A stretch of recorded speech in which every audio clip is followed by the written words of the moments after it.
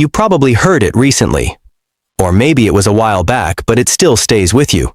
A friend, a neighbor, someone you knew, had a heart attack. And the part that didn't make sense was that this person was fit, like genuinely fit. They worked out regularly, watched what they ate, didn't smoke, wasn't overweight. By every measure you could see, they were doing everything right. And yet. So naturally, the first thing that crosses your mind is, how? How does that even happen?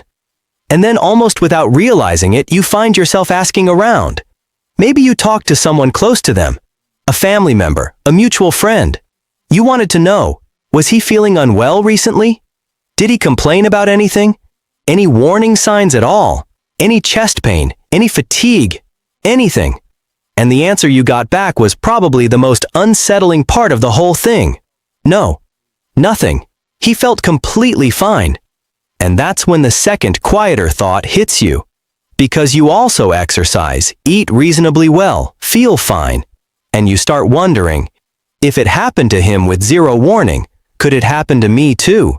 Is this just bad luck? Is it genetics? Or is there something nobody's actually talking about, something that doesn't show up on a regular checkup, quietly building right now, without you having any idea? That's exactly what this video is about. And here's the thing that nobody really says out loud after something like that happens. He didn't fail. The information failed him. He went to his checkups. His cholesterol came back fine. His doctor had no red flags to raise. So he walked out feeling reassured. Because why wouldn't he? That's exactly what you're supposed to do. The problem is that the standard system isn't actually built to see what's coming. It's built to catch what's already obvious. And with heart disease, by the time it's obvious, it's often too late. So why can't the standard system see it coming? To understand that, you first need to understand something about your heart that most people never learn. Here's something that surprises almost everyone when they hear it. Your heart pumps roughly 2,000 gallons of blood every single day. But it cannot take oxygen from any of that blood directly. Not a single drop. Instead, it relies on its own separate set of vessels wrapped around the outside, called the coronary arteries, to get its fuel. Think of it like this. Your heart is the engine. But the engine has its own private fuel line that runs completely separate from everything else. Now, one of those fuel lines, running straight down the front of your heart, feeds the most critical pumping chamber in your entire body. Cardiologists call it the LAD. In emergency rooms, they call it something else, the widowmaker, because when that one artery gets blocked, the pump doesn't slow down or struggle, it simply stops.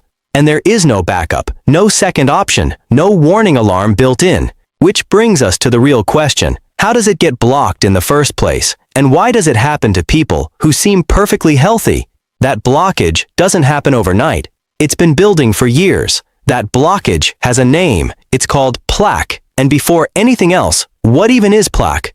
Simply put, it's a buildup inside your artery wall, like deposits slowly collecting inside a pipe over years. Except this pipe is alive. Here's how it builds.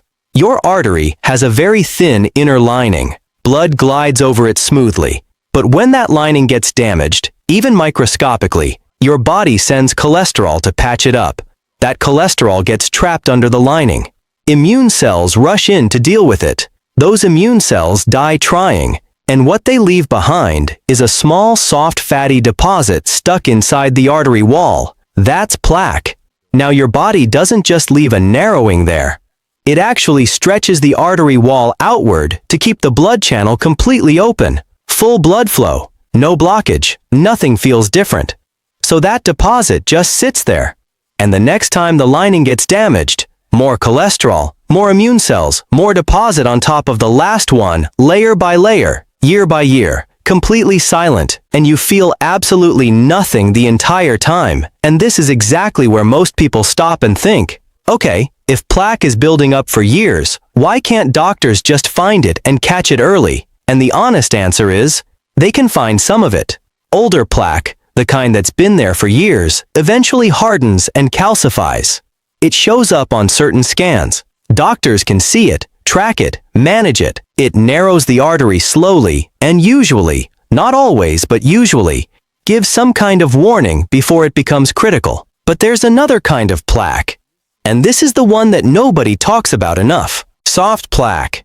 It's younger, it's inflamed, and it's fragile. And it doesn't show up on standard tests. Your blood work looks fine. Your regular checkup shows nothing, because this plaque isn't big enough to block anything yet. It's just sitting quietly inside the artery wall like a small blister under the skin. Now here's what actually causes the heart attack. That thin membrane covering the soft plaque. It tears. Sometimes from a spike in blood pressure. Sometimes from a sudden surge of stress. Sometimes from one intense workout. The contents spill into the bloodstream and your body panics. It reads it as a wound and immediately sends clotting agents to seal it. Within minutes, that clot is large enough to close the artery completely. And the most terrifying part? In those first few minutes, the person often feels almost nothing. A vague heaviness, a strange tiredness, an urge to sit down. By the time real pain arrives, the damage has already started. But before that, there's still one question sitting unanswered. The one you've probably been carrying since the beginning. If plaque builds up from unhealthy habits, why did someone who ate well, trained hard, and lived right end up with it in the first place? Now you're probably thinking, okay, but he worked out. He was careful about what he ate. Surely that gave him some protection. And genuinely, yes. Exercise does good things for your heart. That's not up for debate. But here's what nobody tells you. When you train hard consistently for years, your heart is under real repeated stress. Blood pressure spikes every single session. Inflammation rises and falls, over and over again. For most people, that cycle is fine. The body recovers, adapts, gets stronger.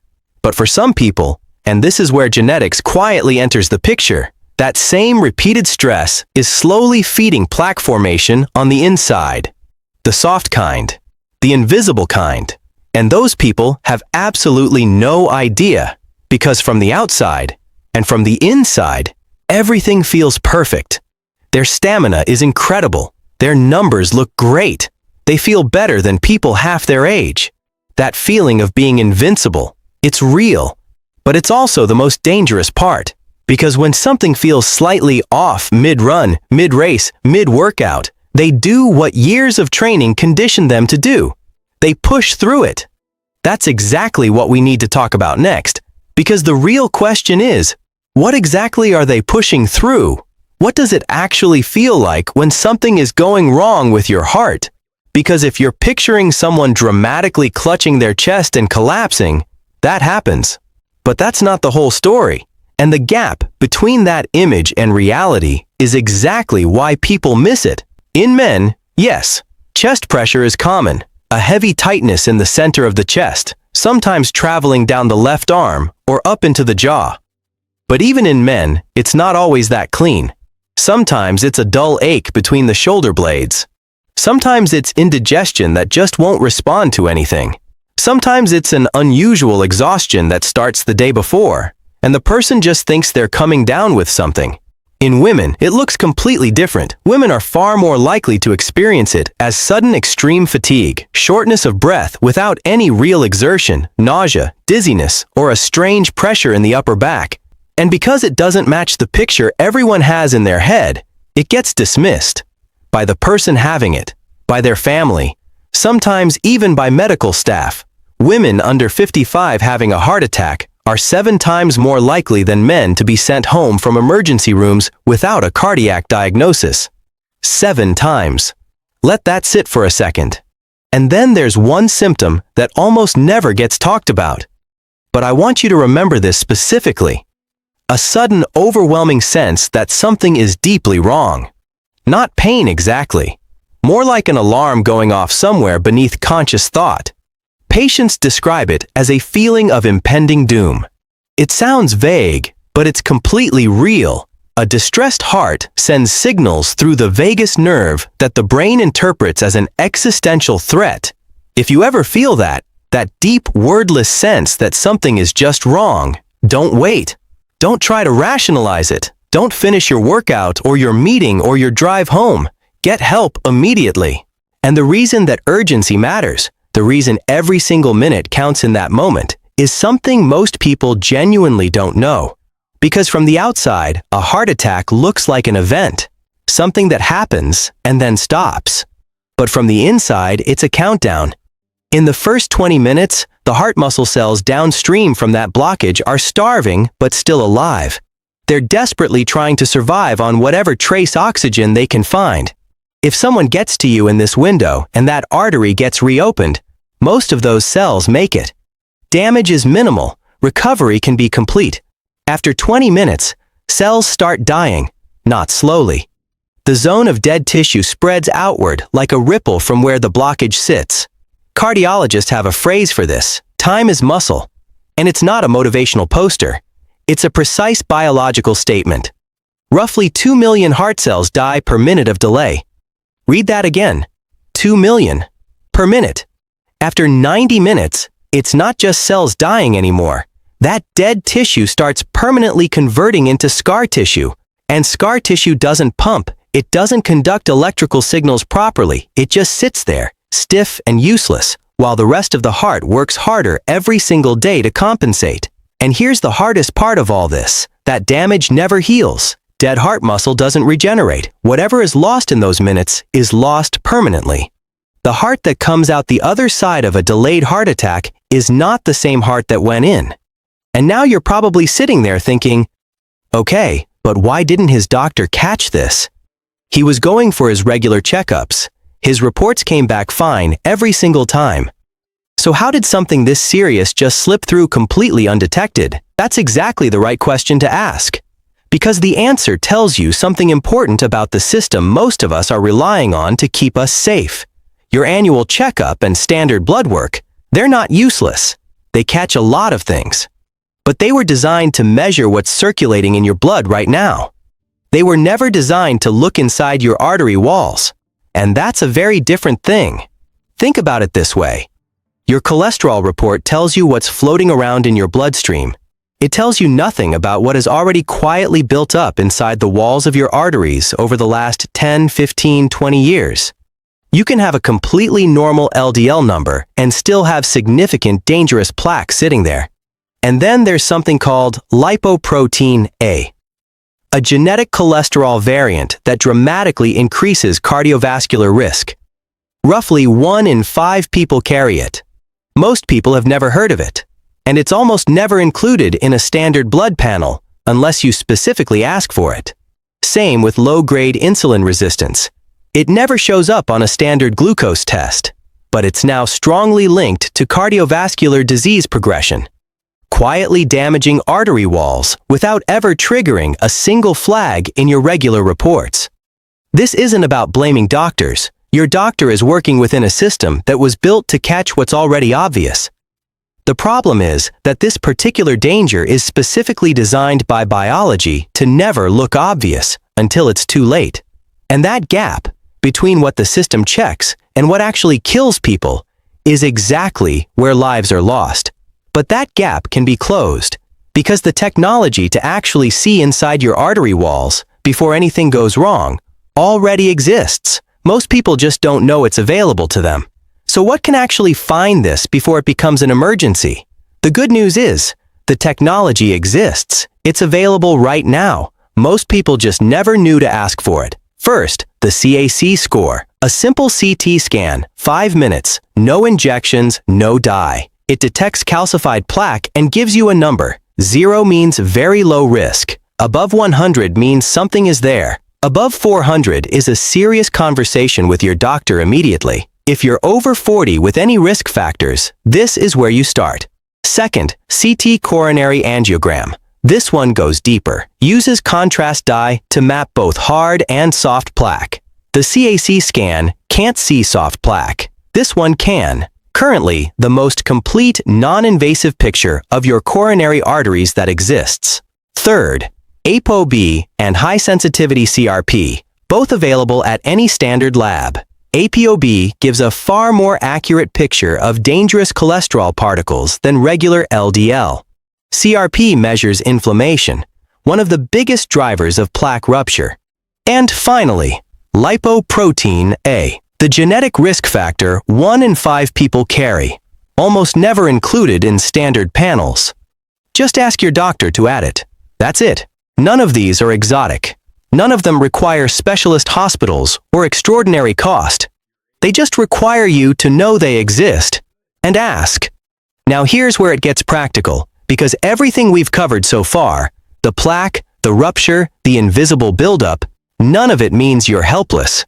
There are things that genuinely move the needle. Not supplements, not quick fixes, actual biological levers that directly affect what's happening inside your artery walls. Blood pressure first. This is the most underrated factor in this entire conversation. Chronically elevated blood pressure is like running your arteries through a pressure washer every single day. It tears that inner lining, accelerates inflammation, speeds up plaque formation. Getting consistently below 120/80 is one of the highest impact changes you can make. And for most people, lifestyle changes alone can get them there before medication ever becomes necessary. Blood sugar next. Even if you're nowhere near diabetic, low-grade insulin resistance, the kind that never shows up on a standard test, is quietly corrosive to artery walls.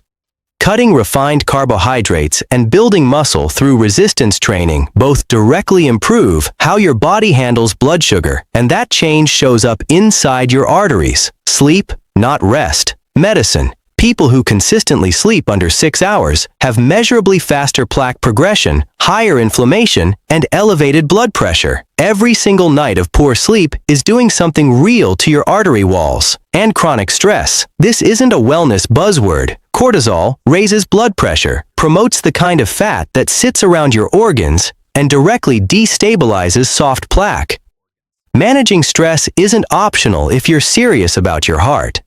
Now let's talk about what you actually eat, because certain foods directly affect what's happening inside your artery walls, and most people have no idea.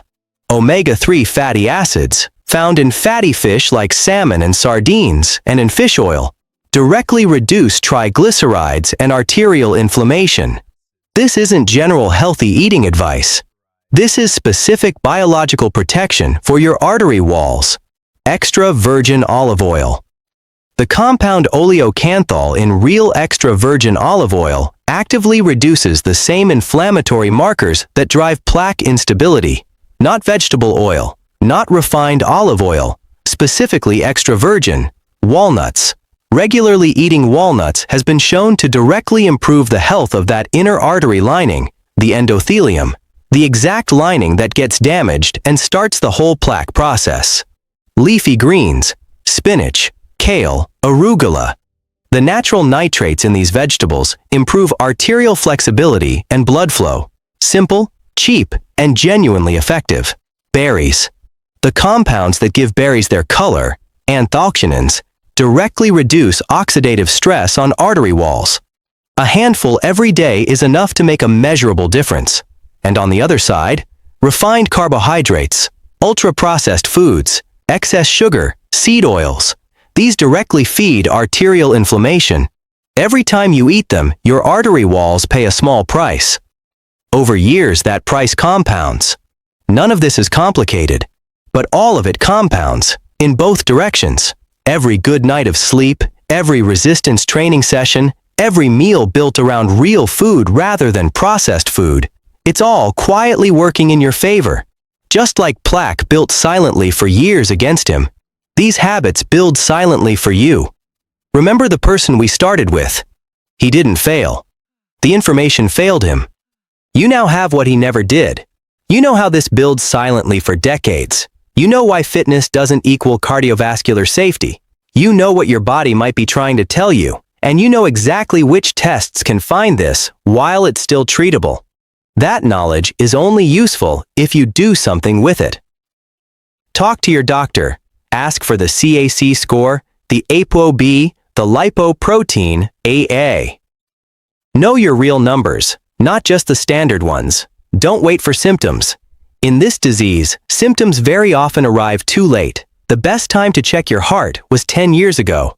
The second best time is right now. If this video helped you understand something you didn't know before, hit subscribe. Because this is exactly the kind of information we put out regularly. Not generic health advice. Real science explained in a way that actually makes sense, and if you know someone who needs to hear this, share it with them. It might genuinely be the most important thing you send them this year.